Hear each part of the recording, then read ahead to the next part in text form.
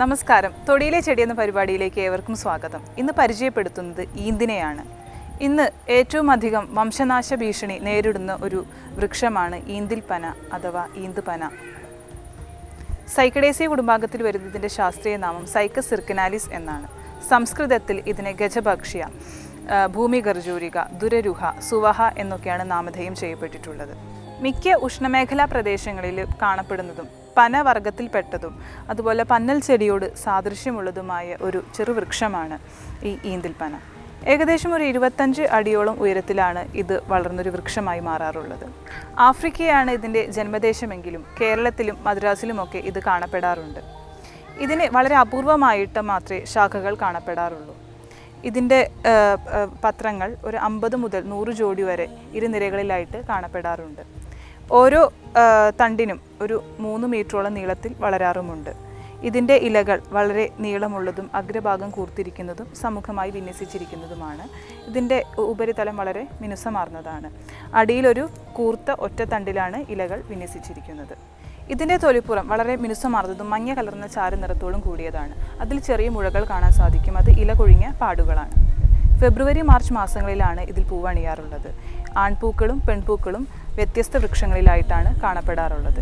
ഇതിൽ പെൺപൂക്കൾ മരത്തിൻ്റെ ഏറ്റവും മുകളിൽ ചെറിയ ചെറിയ മണികളായിട്ടാണ് കാണപ്പെടാറുള്ളത്. ആൺപൂക്കൾ ഒരു 60 സെൻറ്റിമീറ്ററോളം വ്യാസത്തിൽ കോൺ ആകൃതിയിലാണ് കാണപ്പെടാറുള്ളത്. ഒരു തേനറ പോലെ തോന്നിക്കും. ഇതിൻ്റെ കായ്ക്ക് കടും പച്ച നിറവും പഴത്തിന് മഞ്ഞ കലർന്ന ചുവപ്പ് നിറവുമാണുള്ളത്.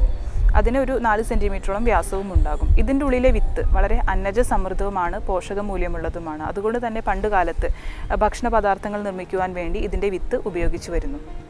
ത്വക്ക് രോഗങ്ങൾ, രക്തദുഷ്ടി, അർശസ് എന്നീ അസുഖങ്ങൾക്ക് ഈന്ത് ഉപയോഗിച്ചു വരാറുണ്ട്.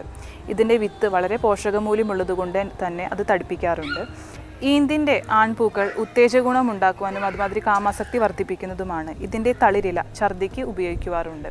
ഈന്തിൻ്റെ പശ വിഷത്തിന് ഔഷധമായി ഉപയോഗിച്ച് വരാറുണ്ട്. ഇതിൻ്റെ ഔഷധ പ്രയോഗങ്ങളെക്കുറിച്ച് ഡോക്ടർ CM ശ്രീകൃഷ്ണൻ വിശദീകരിക്കുന്നതാണ്.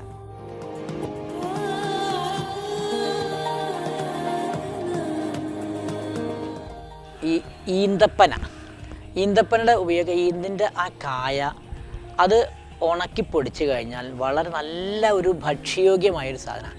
അതുകൊണ്ട് അപ്പം ഉണ്ടാക്കാം, വടയുണ്ടാക്കാം, അടയുണ്ടാക്കാം, പിട്ടുണ്ടാക്കാം. ഹൈലി ന്യൂട്രീഷ്യസ് ആയിട്ടൊരു ഔഷധമാണ്, ഭക്ഷ്യമാണത്. അപ്പോൾ അത് അകത്തേക്ക് കഴിച്ചു കഴിഞ്ഞാൽ നല്ല ശരീരബലം കിട്ടും. പിന്നെ ഈ എന്താ പറയുക, ശുക്ലധാതുവിനെ വർദ്ധിപ്പിക്കുന്നതുമാണ്. പിന്നെ അതിൻ്റെ പ്രയോഗം പറയുന്നത് ഈ ആയുർവേദത്തിൽ റയറായിട്ട് ഈ കിഴി ഉപയോഗിക്കാൻ, അതിൻ്റെ പൊടി ഇട്ടിട്ട് കിഴി പാലിൽ മുക്കിയിട്ട് കിഴി വെച്ച് കഴിഞ്ഞാൽ ഈ മെലിഞ്ഞ ശരീരപ്രകൾക്ക് ശരീരം തടിക്കും. പ്രത്യേകിച്ച് ഈ കുട്ടികൾക്ക്, ഈ മസിൽ ശോഷിച്ചിരുന്ന കുട്ടികൾക്ക് ഇത് പാലിൽ വിരകിയിട്ട് ലേപനം ചെയ്യും. ഈ അന്നലേപനം എന്ന് പറഞ്ഞാൽ ഇത് വിരകിയിട്ട് കുഴമ്പാക്കിയിട്ട് മേലെ പരട്ടിയിട്ട് ഇങ്ങനെ ഉഴിഞ്ഞു കഴിഞ്ഞാൽ മാംസധാതു വർദ്ധിച്ച് ശരീരത്തിന് നല്ല ബലം കിട്ടും.